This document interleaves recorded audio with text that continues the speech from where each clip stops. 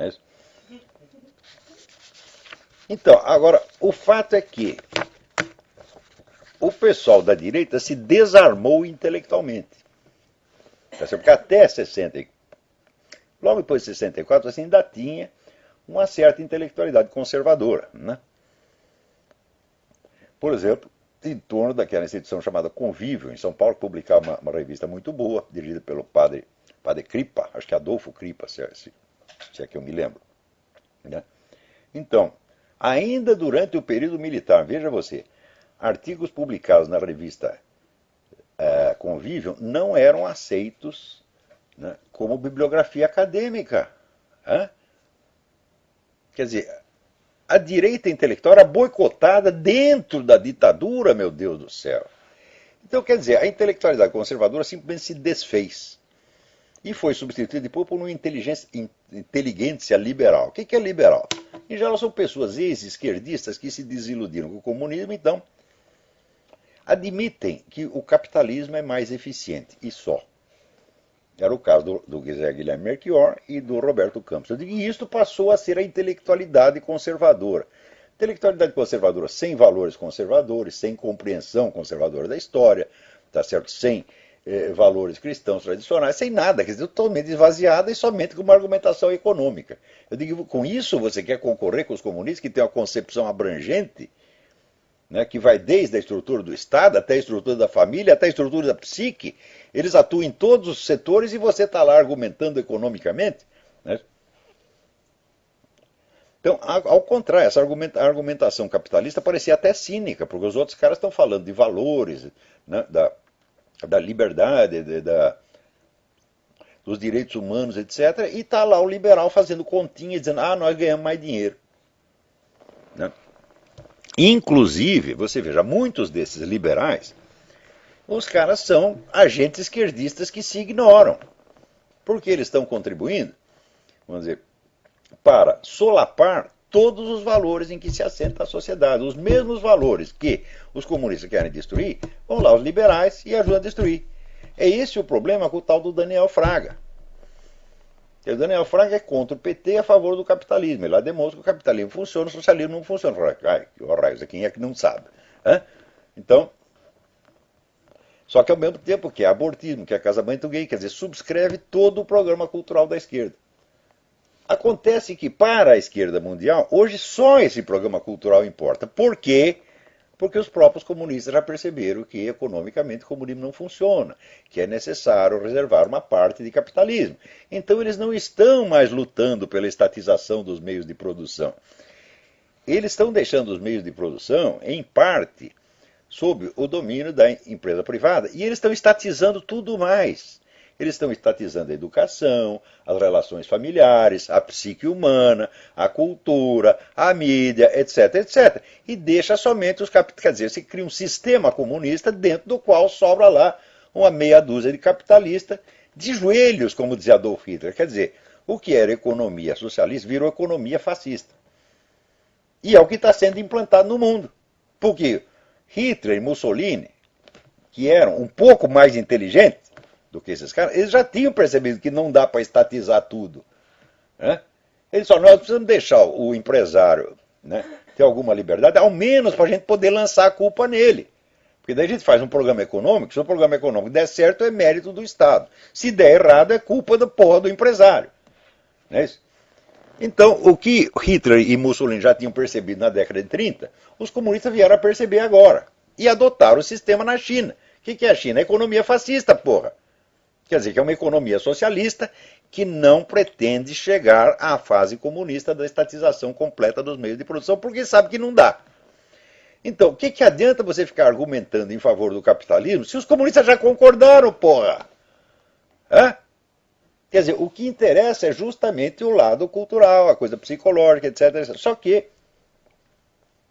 aconteceu que quando a antiga concepção conservadora foi sendo substituída pela nova concepção liberal, formou-se então uma nova intelectualidade de merda, constituída de Rodrigo Constantino, assim, gente mal preparada, sem cultura, entendeu?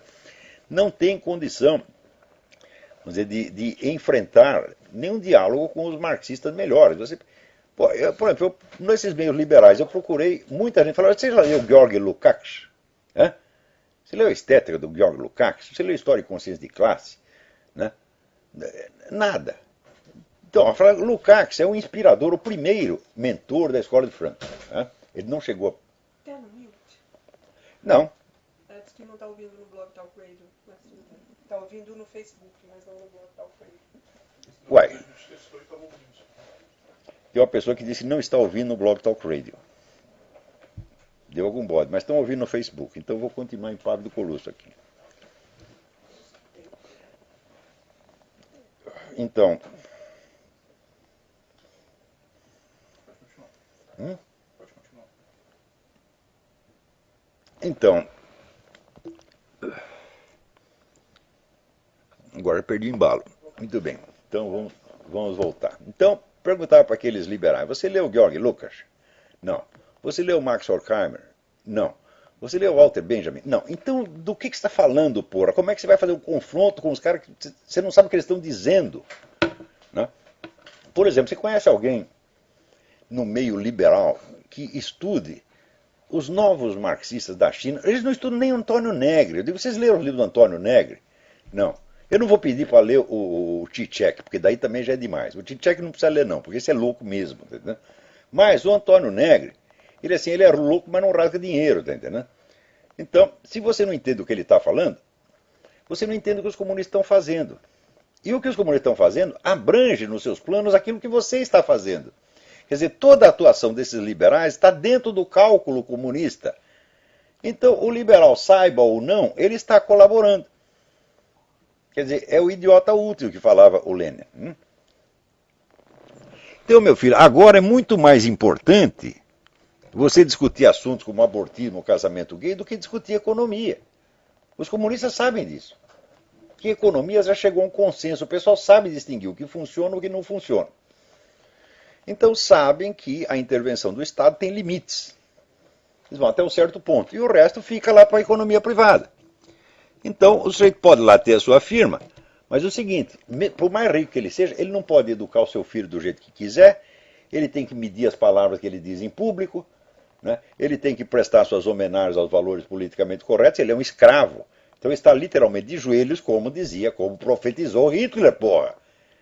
Quer dizer, não se trata de destruir o empresariado, mas como dizia Hitler, de colocá-lo de joelhos. E já está de joelhos, porra. Então, em função disso, você vê essas pessoas fracas, né, esses liberais fracos. Tipo, vou dar até os nomes, tipo Arnaldo Jabor, Mário Sabino, quem mais? Outro que eles não resistem, de vez em quando, fazer uma homenagem à Dilma. A Dilma é maravilhosa. O Arnaldo Jabor diz que até que a Dilma é culta. Puta que pariu, ô Jabor. O que é isso, porra?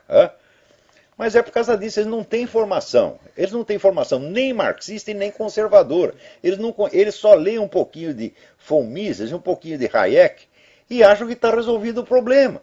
Eles não conhecem o pensamento comunista nem o pensamento conservador. Então, assim, vocês não são nada na hora das coisas. Por isso que eu digo, o Brasil só tem um problema, você tem que criar uma intelectualidade séria. Agora, é verdade que a própria intelectualidade comunista decaiu demais. Tá certo? Mas decaiu, mas não morreu. Mas a intelectualidade conservadora desapareceu simplesmente, não tem. Então esse é o único problema no Brasil. Então, só que a luta cultural é sempre uma coisa de longuíssimo prazo. Não é nem para a duração das nossas vidas, mas é por causa de perguntar, mas vai começar quando? Só que acontece que daí aparece, eu solto essas ideias, aparece um monte de gente que fala, olha, isso é uma boa ideia, nós podemos ganhar uma grana com isso. Então nós vamos publicar livro, nós vamos fazer conferência, etc, e sai tudo, né? E logo tentando me jogar pro lixo para ninguém lembrar que fui eu que falei, que dei a ideia. Então eles estão mais preocupados com isso do que com o futuro do Brasil. Mais ainda, tem muitos desses caras que andaram lendo Ayn Rand e eles chegaram à conclusão que o negócio é ser egoísta, que o egoísmo é que é o motor do progresso. Então é o seguinte, ganhar o máximo de dinheiro e pôr no cu do outro se for possível. Olha, se for necessário, tá certo? Então eu falo, mas com essa mentalidade, onde vocês pretendem chegar, meu Deus do céu? Estão se sujando cada vez mais, estão se aviltando cada vez mais.